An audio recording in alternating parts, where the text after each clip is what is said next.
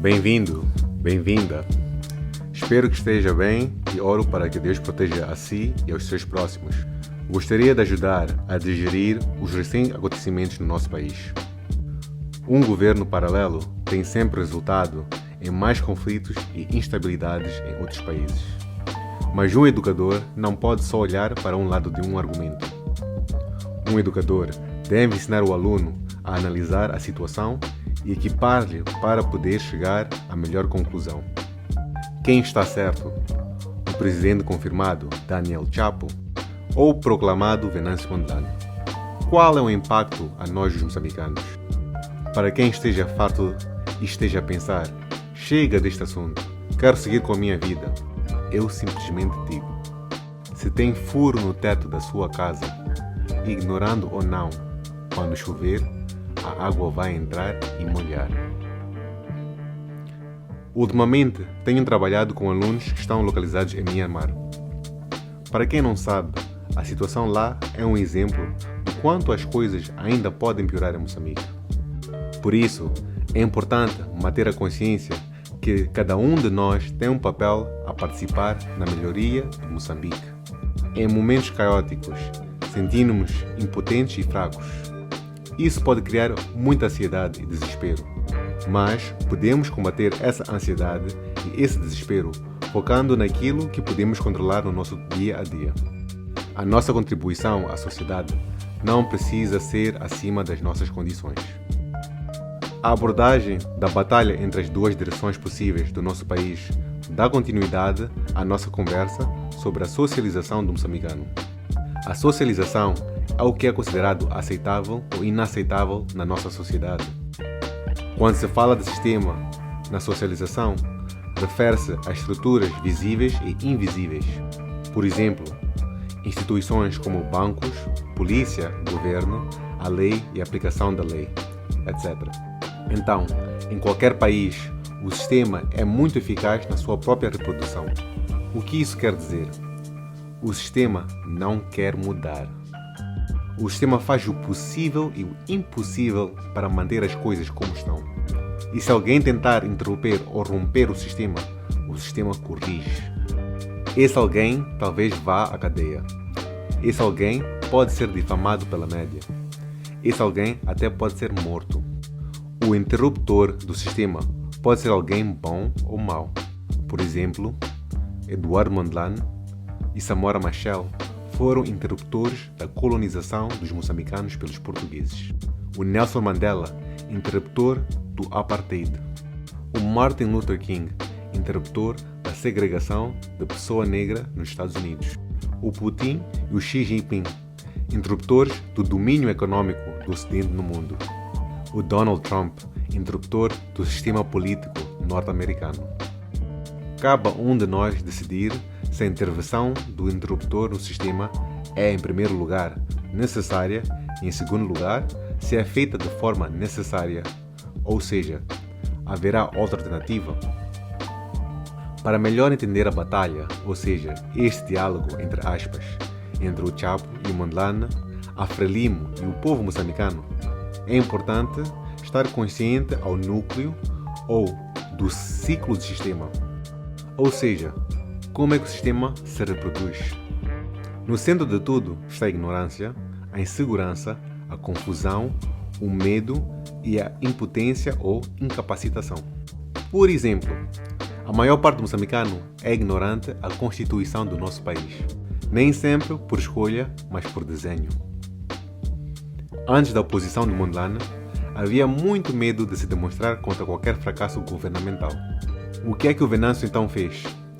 Ele interrompeu o medo que os moçambicanos tinham da correção do sistema. Os apoiantes de Mondlane estão dispostos a sofrer a violência imposta neles para interromper o sistema atual. O que mais? Ele também criou um medo à resistência da sua interrupção. Ou seja, aqueles que tentam parar o movimento do Venâncio agora também têm medo dos seus manifestantes. Isto é apenas uma interpretação dos eventos. Decidir por si se a interrupção foi necessária e se foi feita da melhor forma. E se não, qual seria a alternativa? É importante dizer que a antiga governação criou as condições necessárias para tais acontecimentos. Um país em que 51% da população tem menos de 19 anos é um dos países mais ricos do mundo em recursos, mas é um dos países mais pobres do mundo em termos econômicos.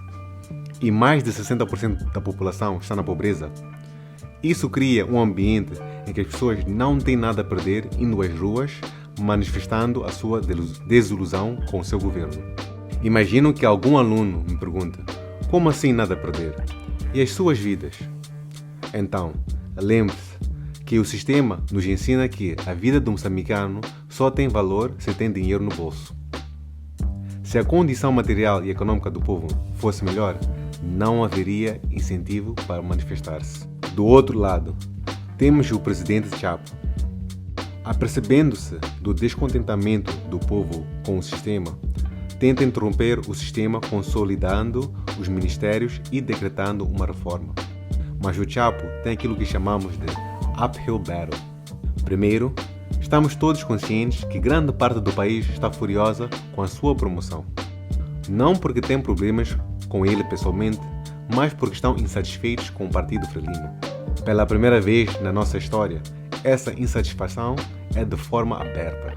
Segundo, o Sr. Presidente confirmado Chapo, se quiser avançar o interesse do povo, tem de reformar um governo e partido que não quer mudar.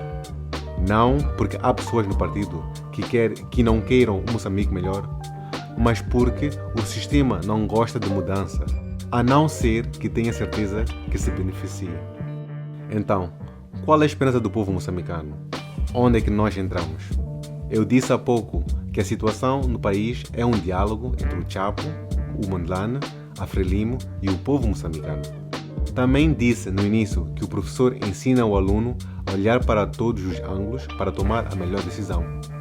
O que falta-me dizer é que a maior lição que aprendi do meu pai é que em qualquer problema existe uma oportunidade para resolver o problema. Por isso, é necessário uma frieza e não se deixar levar pela emoção.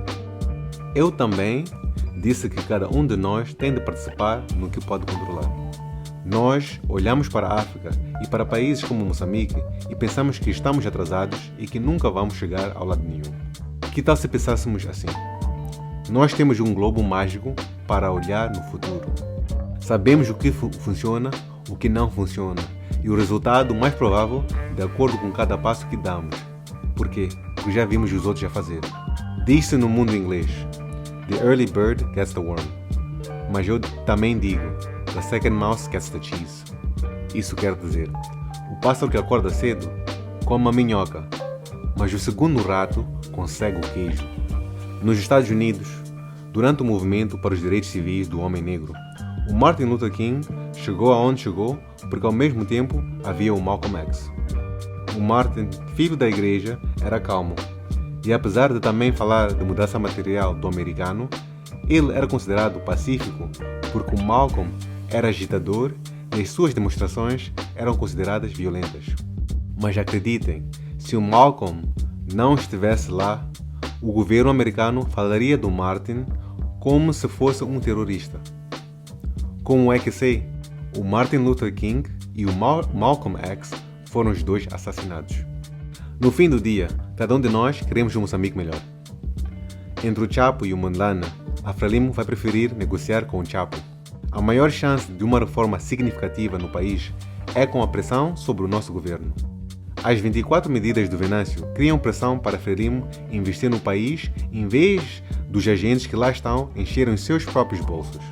Aqueles que querem avançar para o bem do país vão abraçar a oportunidade para trazer reformas significativas para o melhoramento da condição material do moçambicano. Ao mesmo tempo, como moçambicanos, devemos estar alertos e priorizar o bem-estar do país e não dos partidos. Os apoiantes do Mondlane, das ideias que ele apresenta que forem no interesse do povo moçambicano, é a sua responsabilidade apoiar. Mas se a algum momento introduzir ideias que são para o interesse próprio ou egoísta, também é importante mostrar-lhe que o poder está com o povo e não com ele. Igualmente com o Chapo. Isto é um jogo de xadrez, em que todos participamos e todos temos muito a ganhar e a perder. Vamos lembrar que somos todos moçambicanos e queremos um país melhor e vamos utilizar o que temos disponível para melhorar o país. Até agora, a postura do Chapo de convidar ideias boas, não importa de quem vier, é uma postura de um líder forte. Mas à medida que o tempo passar, vai haver aqueles que vão tentar atacar o seu ego e atacar a sua autoridade como presidente confirmado. E aí, o Chapo vai ter que lutar contra a tentação de manter o seu orgulho. Ao mesmo tempo, vão haver aqueles que vão agitar o Mondlane para mostrar que, apesar de não ter sido confirmado, que se é líder, tem de estar ele com o título de presidente de Moçambique. Nesses momentos, é importante lembrar a ele que a sua missão não é ser presidente, mas sim ser líder que luta para a melhoria do povo moçambicano. Se de facto o Chapo e o Mondlane são dois líderes que querem o melhor para Moçambique, a missão será melhorar o país e eliminar a corrupção.